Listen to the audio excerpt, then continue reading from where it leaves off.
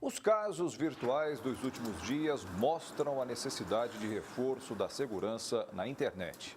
Os pais devem ficar atentos às páginas, conteúdos e vídeos que os filhos costumam assistir. A navegação na rede exige uma série de critérios e precisa ser seguida sob risco de grandes problemas. Agregando valor às comunidades e integrando ao vivo a macro-região, formando opinião. Em Ribeirão Preto está a pediatra Marina Lemos Silveira.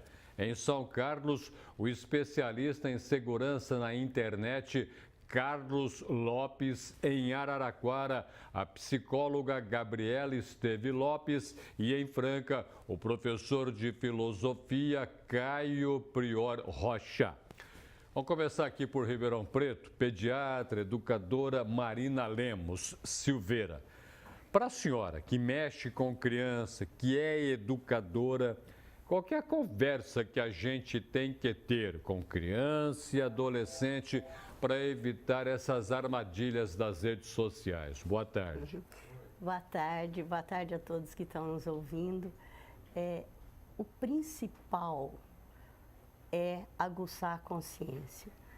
Aliás, me desculpem pela voz, tá? Mas eu estou meio afônica.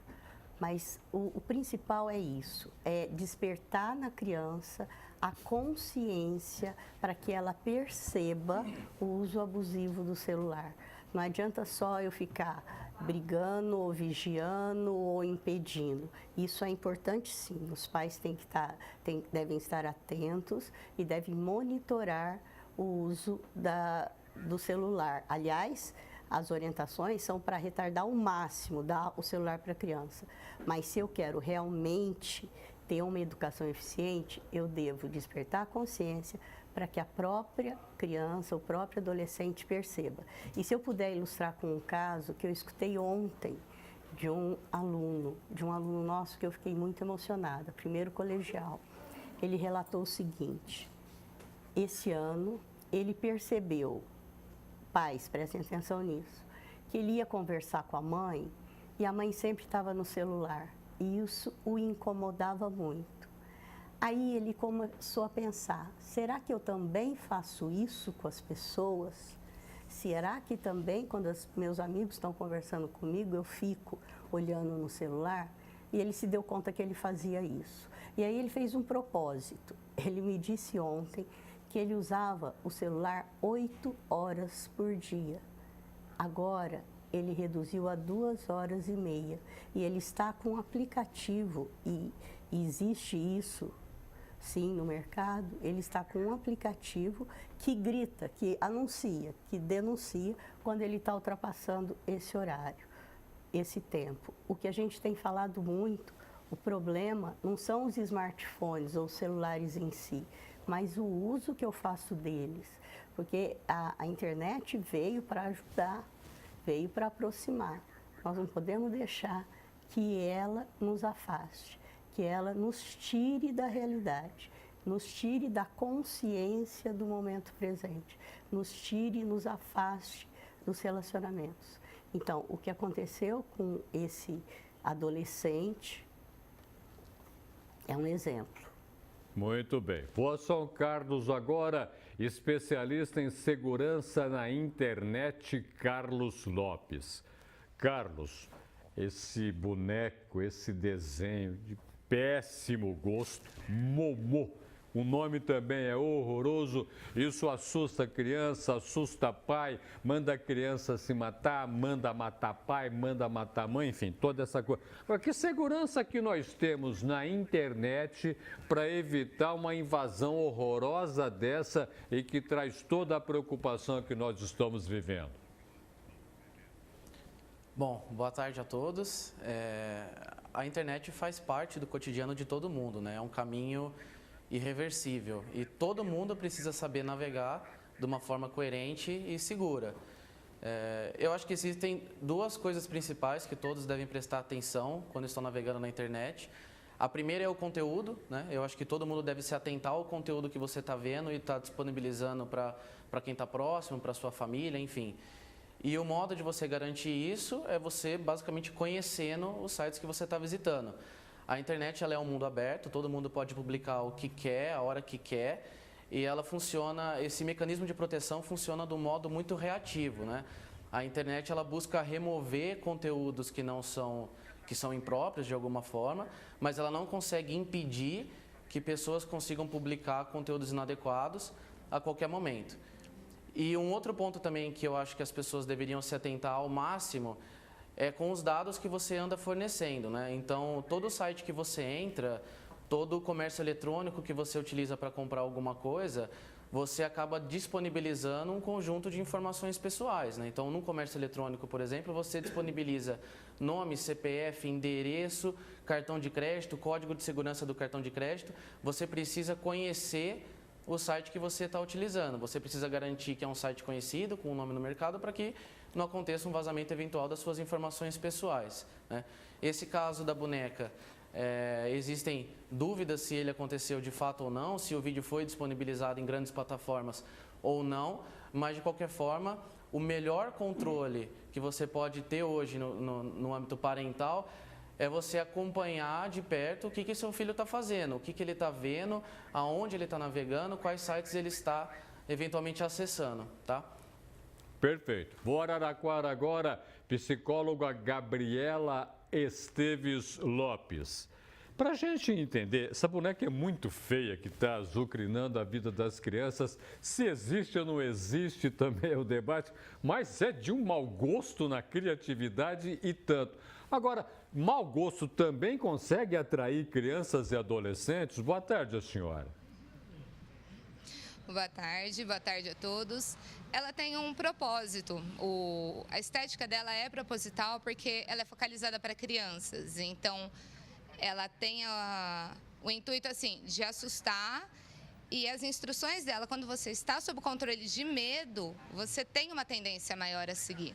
Então o que acontece? É alguma coisa que tem assustado, porque a disponibilização dela nos vídeos de slime, nos desenhos infantis, é um público bem, assim, uma idade muito pequena, 4, 8 anos. Então, assim, tenho medo de você olhar aquilo lá, ao mesmo tempo você continua tendo contato, e aí você acaba escutando, vendo e, assim, vou obedecer. Então, esse é o real problema. Você observa a criança ali, nossa, mas ela está mandando eu fazer isso, o que pode acontecer comigo se eu não fizer? Tem aquele problema da criança não conseguir distinguir que é uma ameaça que não vai acontecer. E aí, ao mesmo tempo, dependendo do contexto que a criança já está, pode ser prejudicial. Parece que funciona mais ou menos como grande bruxa de desenho animado, introjeta. Daqui a pouco eu gostaria de falar isso de novo com a senhora, porque do jeito que a senhora explicou, parece que está introjetando e dominando aquilo que é a criança, que geralmente ainda não tem um caminho muito bem definido, não. Vou à Franca agora, professor Caio Prior Rocha. Professor, o que a gente pode fazer para explicar, de acordo com a filosofia, o que nós estamos enfrentando nas redes sociais e com a boneca de tão mau gosto que faz tanto mal a tanta gente? Boa tarde. Boa tarde. Olha, eu penso ao contrário de todo mundo aqui falou, de verdade. A internet é uma ferramenta nova. Nesse sentido, a humanidade ainda não sabe usar. O machado, por exemplo, até a gente aprender a usar o machado, nós cortamos, nós nos machucamos, né? O que acontece com a internet é que ela acabou com a ideia de verdade, né? O que existe hoje é significado. O que é que nós fazemos no colégio? Nós ajudamos as crianças a construir a autonomia, que é a capacidade de decidir sobre si.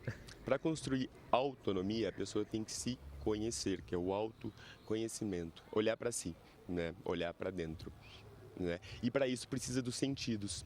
E a coisa é tão doida que, por exemplo, eu não posso me mexer aqui agora, porque é regra, né?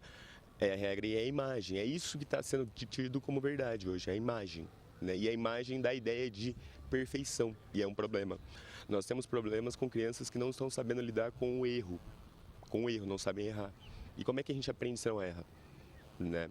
Esse é que é um dos problemas hoje, lidar com o erro por conta da ideia de imagem, né? E a internet, durante algum tempo, foi uma ferramenta de comunicação.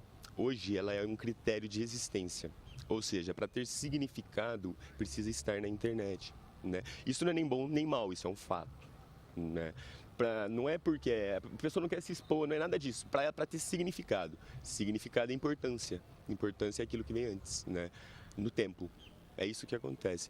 Eu acho que as crianças sabem lidar com a internet melhor do que os adultos, porque quem falou na boneca foram só os adultos, né? Eu confio nas crianças, a gente tem que dar autonomia para elas. O medo não ajuda mesmo, né? E para isso ela tem que se conhecer. Muito bem. Acho que não foi só criança, não, né? Não é só o adulto que falou. Assusta, é muito feia essa boneca, não tem padrão estético algum, não tem absolutamente nada. E mexe com a coisa que eu gostaria de entender, o que está mexendo com a cabecinha da criança. Por isso que eu quero conversar com a pediatra e educadora Marina Lopes Silveira. Marina, afinal de contas, coisa feia, desproporcional, que mete medo, mas continua mexendo com a criança. E aí, o que o educador pode fazer?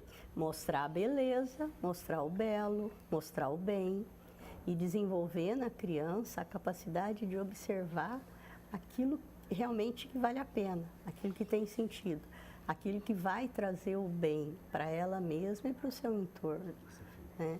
Realmente nós estamos vivendo numa sociedade muito assustadora. Numa sociedade, a gente pode falar, uma sociedade que está com muitas patologias, né? Sociais, morais, pessoais, até a natureza está gritando.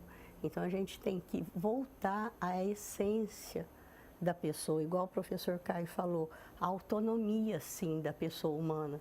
Nós estamos vivendo num automatismo da pessoa, de tal forma que nós estamos sendo mecanizados.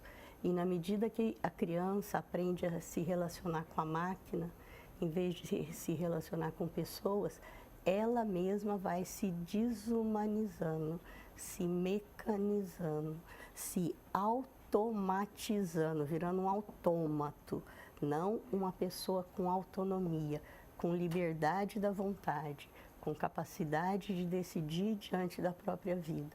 Então, acho que a educação passa muito não só transmitir conhecimento, mas também despertar essa vontade na criança de encontrar um sentido, de ser realmente dona da própria vida, né, para que saiba governar, dirigir a própria vida.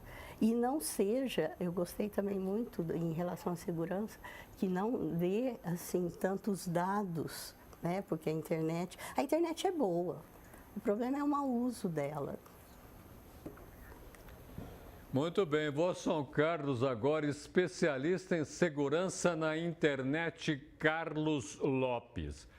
Carlos, dá para a gente imaginar numa legislação internacional para que todos possam bloquear coisas estranhíssimas que aparecem na internet, fofocas, distratos, posições políticas conservadoras ou não, enfim, tem jeito de controlar isso? Há necessidade de uma legislação internacional? Olha, a internet, ela tem que ter sim, o mundo de uma forma geral tem que ter uma cautela com os conteúdos que são expostos, né? Você tem hoje uma quantidade absurda de notícias falsas circulando para tudo quanto é lado, mas ao mesmo tempo a internet precisa garantir que todos tenham o mesmo poder de divulgar suas ideias, de publicar o que realmente pensam, né? O que eu acho que deve existir é talvez um programa um controle de conscientização muito mais elaborado para que as pessoas pensem realmente no que elas estão divulgando. Você pega hoje, é muito fácil você divulgar uma corrente no WhatsApp, por exemplo, de uma notícia falsa e isso viraliza numa proporção absurda e numa velocidade absurda também. Então, a pessoa que quer realmente propagar uma notícia falsa, ela tem que ter consciência de que ela pode impactar negativamente e causar um dano muito grande. Eu acho que deve sim existir uma política de talvez algum tipo de punição para quem divulga notícias falsas, mas ao mesmo tempo você não pode restringir a capacidade das pessoas de divulgar e publicar qualquer tipo de material na internet. Ela é aberta, ela é pública e essa é uma grande vantagem que não deve se cessar, que é a facilidade com que você obtém conteúdo de forma fácil, prática de todo mundo. Perfeitamente. Vou a Araraquara agora, a psicóloga Gabriela Esteves Lopes. Gabriela, a gente não tem um contato direto com arte, Muito difícil, né? A gente não tem um conhecimento para passar para a criança, passar para o adolescente. Como é que funciona a arte? Qual é a necessidade imensa da arte em abrir horizontes? A gente tem também, sim, a necessidade de explicar o que é estética, essa coisa toda para a criança caminhar e entender quando olha uma obra de arte. Essa boneca aí, Momô, o nome já é horroroso, a boneca pior ainda. Então a gente mostra para a criança que arte é essa porcaria toda que aí está. Na verdade, não é uma questão de mostrar para a criança a arte. Na verdade, é uma questão da gente conversar com a criança a respeito de limites, a respeito de confiança, porque ela viu algo diferente, no caso a boneca. A internet, como foi falado, ela é pública, ela é útil, ela é boa. Então, o problema não está na internet, o problema está, assim, da gente conseguir estabelecer um diálogo, uma relação de confiança, um vínculo com a criança para que ela se sinta à vontade, a ponto de quando ela vê algo que lhe é estranho ou que lhe é diferente, chegar e abordar. A nossa pediatra comentou sobre a autonomia. A autonomia ela não é ruim se ela vem acompanhada dos limites. Então, assim, o retardo do celular para a criança é recomendado? Ele é recomendado. Só que a gente tem que considerar hoje o que a nossa sociedade cobra, que é o quê? É o uso cada vez mais precoce. Então, às vezes a limitação ela acaba não sendo possível. Então, a gente tem que trabalhar como? Vamos trabalhar no sentido de organizar essa criança para que ela consiga identificar: é certo machucar alguém? É certo eu utilizar de um objeto para causar dano a alguém? Não. Então, se me é instruída a fazer isso, o que eu tenho que fazer? Procurar alguém com quem eu tenho vínculos de confiança e explicar o que aconteceu e ser orientada da melhor forma. Então, assim, o que está sendo necessário não é só a arte. A arte, ela entra aí também, mas a gente precisa organizar no sentido de instruir as nossas crianças para elas saberem identificar o que é correto e o que, opa, pera, isso está errado, como eu lido com isso? Ensinar a forma correta de lidar. Vou à Franca agora, professor Caio Prior Rocha. O senhor falou em autonomia, outros entrevistados também. Que autonomia é essa que deve ser dada à criança para ela também descobrir o que presta ou não presta? A autonomia não tem como ser dada, ela tem que ser construída. E aí é que entra o trabalho de ajudar a criança a se conhecer. Não é? Aí ela vai dar significado, não a uma boneca que eu, na verdade, nem vi, e os adultos falaram mais dessa boneca do que as crianças, não é? E ela não vai perceber isso, de repente ela não vê nem maldade na boneca. Esse aqui é o negócio. A maldade, às vezes, está muito mais na cabeça do adulto do que da criança. E a gente fica repetindo isso para a criança, entendeu? O jeito que a criança vê o mundo é só dela, é mágico.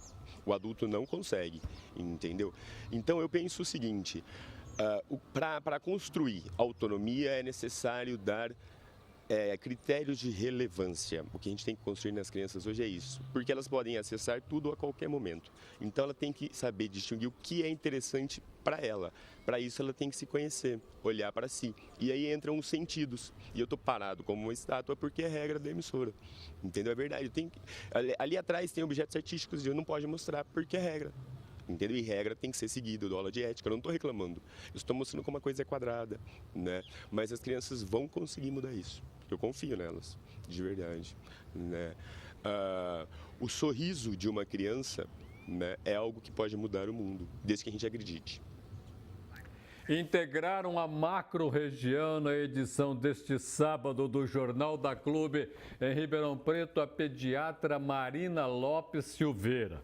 Em São Carlos, o especialista em segurança na internet Carlos Lopes. Em Araraquara, a psicóloga Gabriela Esteves Lopes. E em Franca, o professor Caio Prior Rocha. Confeito, eu vou insistir que essa boneca é muito feia, conseguiu tirar minha paciência, diga-se de passagem. A burrice desgraçada colocar isso para rodar em rede de internet e assim por diante. Os ataques à infância para que nós estamos vendo agora são ataques hoje à infância, são ataques cibernéticos, não tem fronteiras? Bem, a internet realmente, o objetivo primeiro é eliminar fronteiras. Portanto, entre o velho mundo das nações e o novo mundo das redes, o Estado gradativamente vai desaparecendo. E aí é que mora o perigo. Isso é apenas um flash do risco. E tudo o que representa risco conscientiza. Nós já tivemos a oportunidade de ser alertado por isso. Eu me lembrei de dois grandes pensadores. Strindberg, o grande pensador sueco, e Santo Agostinho, o grande filósofo cristão da Idade Média. Strindberg diz o seguinte: eu não detesto os homens, eu tenho medo deles. Esse é o primeiro. O segundo é Santo Agostinho, ele tinha a certeza absoluta que o ser humano continha interiormente um erro, uma desordem interior, e nem existia a palavra psiquismo na época, século VI, que precisa ser contida. E essa se agudiza de maneira acentuada na era da imagem. Imagem é um substantivo da língua portuguesa que, a partir dela, se constrói imaginação. Agora, qual é a caricatura da imaginação? A fantasia. Fantó, em grego, quer dizer ilusão. Daí vem fantasma. E o Victor Hugo, o grande poeta francês, ele dizia: crie um fantasma e ele te destruirá. É o perigo da ilusão. A ilusão está para a imaginação como o devaneio está para o pensamento. Uma coisa é pensar, outra é devanear. É mais ou menos flanar, sem saber para onde ir, sem saber o roteiro, o itinerário, o caminho que se busca, que se deve buscar nesse ponto. O italiano Antonio Gramsci dizia o seguinte: é preciso sequestrar mente e alma para se fazer os prolegômenos, os princípios e os primórdios de uma revolução que ele queria que fosse marxista. Antônio Gramsci. E essa revolução do sequestro de almas e mentes pode começar com a construção de imagens, na era da imagem, porque a imagem tem a última palavra na era da imagem. Ela tem na verdade, isso quem dizia que a imagem sempre tem uma palavra é o filósofo francês Jacques Derrida. Nós estamos citando filósofos que têm realmente expressão e que marcaram época antes e depois da atuação deles. Nós temos que considerar que a era das imagens tem alguns pontos altos: cinema, a arte da imagem, televisão e internet. Todos os três criam hábitos que depois viram um comportamento. Na medida em que vira um comportamento, nós temos o início daquilo que nós chamamos pecado, que está para a fé, da mesma maneira que o crime está para o direito penal. Porque a diferença entre maltratar os pais, os mais velhos, que pode ser o início dessa boneca horrorosa, realmente feia, a fealdade, né? O oposto da beleza, o aspecto fundamental é que essa fealdade agride o ser humano. Mas, na era da imagem, é preciso sempre agradar, e para agradar sempre é preciso, de preferência, agredir. Porque a era da imagem tem na civilização do espetáculo, ela tem um carro-chefe, que é a violência. E a violência, Roberto, é anunciada a todos os momentos, pela televisão, pelo cinema, pela internet, que faz questão de dar informação antes de uma interpretação correta, como deveria acontecer. Na verdade, a tecnologia do futuro, aquela que traz dentro de si o futuro, a tecnologia do futuro também traz riscos, porque quanto mais a tecnologia avança, Roberto, mais o espírito regride. Só vou encerrar trazendo à opinião pública um dado fundamental que eu devo trazer, é que o excesso de internet, isso é que eu gostaria de trazer, ela cria uma espécie de compulsão. E a compulsão precisa ser cortada pronto, porque ela vira, na verdade, um vício e cria uma dependência. A compulsão está para o aspecto psíquico do ser humano como o toxicon, que quer dizer veneno em grego, intoxica o corpo. corpo e alma, body and soul, tem que ser preservados. E o início da preservação do corpo e da alma tem que ser processada através do cuidado que, como dizia Napoleão Bonaparte, se tiver boas mães, a nação terá bons filhos. As mães precisam fazer o possível para não contaminar a mente da criança, porque a mente do ser humano na infância pode ser terrivelmente trágico para o futuro. Muitíssimo obrigado pela sua presença no Jornal da Clube. Eu que agradeço a sua colaboração, Roberto. Muito obrigado mesmo.